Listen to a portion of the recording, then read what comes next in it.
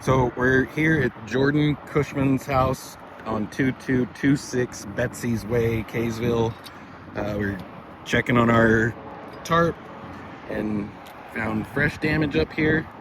So we were going to take off the ridge cap, figure out what the underlayment's doing, but obviously it's very brittle because it's getting more damage and we haven't had any significant storms recently.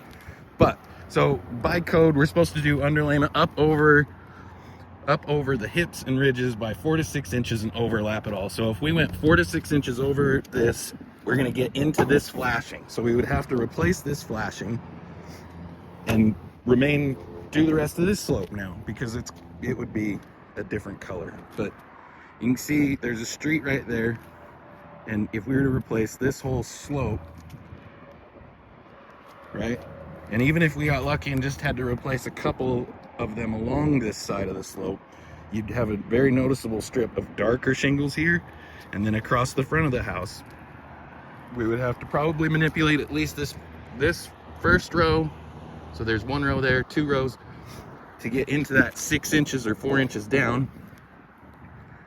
So then across the front of the house you would have this big thick black line coming across here. It would be an eyesore. So then that ridge and hip would all be different colored shingles as well. And then these hips would all be different colors potentially, because we'd probably have to get into that slope some.